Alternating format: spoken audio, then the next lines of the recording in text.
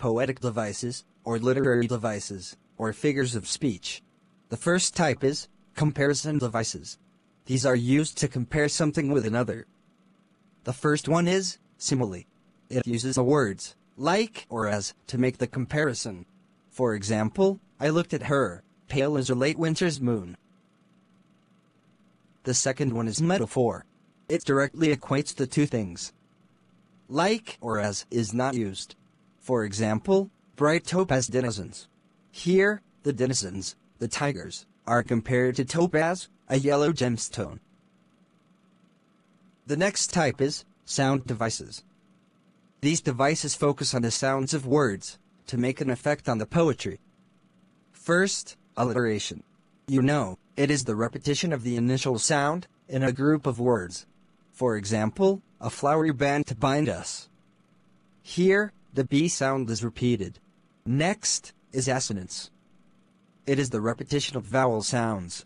For example, but for some of the money, the cash, whose flow supports. Here, the vowel O is repeated. Next, consonants. It is similar to assonance. The only difference is that consonant sounds are repeated anywhere in nearby words. Don't confuse it with alliteration. Alliteration is the repetition of the first letter of words, while consonance is the repetition of a consonant anywhere in the words. In this way, alliteration itself is a type of consonance. And there is onomatopoeia. It is the use of a word that describes its sound. For example, chunking of metal, squeal of brakes. The next type is imagery devices. These are used to create images in the reader's mind.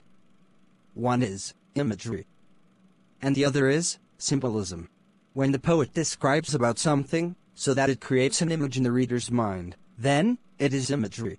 For example, trees old and young, sprouting a shady boon. When an object or concept is used to represent something, then it is symbolism. For example, green wars. Green wars represent wars against the environment, that is, its degradation. The next type is structural devices. These focus on the structure and organization of words and lines. First is repetition. Apparent from the name, it repeats a word or phrase for emphasis. For example, but all I did was smile and smile and smile. The next one is anaphora. It is the repetition of a word at the beginning of multiple lines. For example, let's not speak in any language. Let's stop for 1 second. See, here the first word, let's, is repeated in 2 lines. The next is refrain. It is the repetition of a line or phrase at regular intervals throughout the whole poem. For example, where did my childhood go? In the poem, childhood, this phrase is present as the first line in 2-3 stanzas. Next, engagement. It occurs when a sentence continues from one line to the next line, without a pause. For example, perhaps a huge silence might interrupt this sadness. The next device is inversion. It changes the word order in a line to make a poetic effect.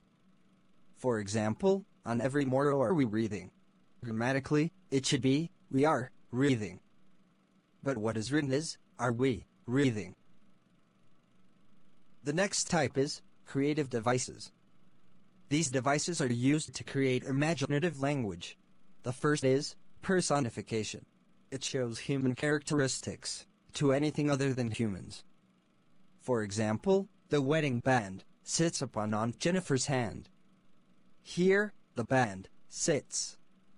A non-human is personified. Hyperbole. When the poet exaggerates something, means it really is not true, but used to make a poetic effect, then it is hyperbole. For example, heavy wedding band. It can't really be heavy. It's an exaggeration, and thus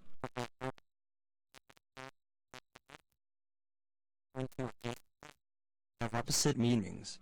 For example, beneficent beasts of prey. Now, beasts can't be beneficent, and beneficent can't be beasts. They are just opposite. Now, antithesis. It uses 2 opposing ideas to create emphasis. Isn't it the same as oxymoron?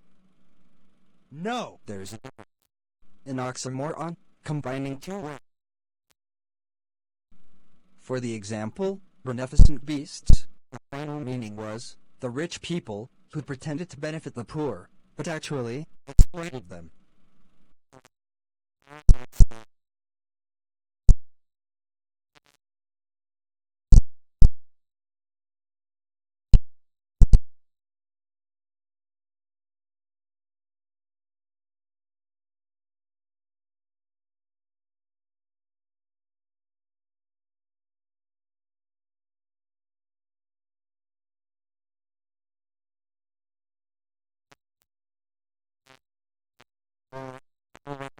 Part of it.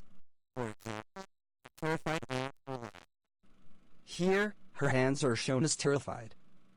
But she herself is terrified. Her hand, her part, is representing her whole body. The next is, it uses an adjective before a person or thing to describe. For example, golden squashes. And another is, transferred epithet. It is similar to this. The difference is that in transferred epithet, the adjective being used before a noun actually describes something else, and not the noun. Let's take an example. Polished traffic. Here, it looks like the traffic is described as polished. But in reality, it is used to describe the city people and their cars. The adjective describes another noun, and not the noun it seems. I hope you understood all the devices. Keep in mind, a single phrase can have multiple poetic devices. For example, greedy good doers. It is an oxymoron, as well as alliteration. I made these different types, like comparison devices, creative devices, just to make it easier for you to digest.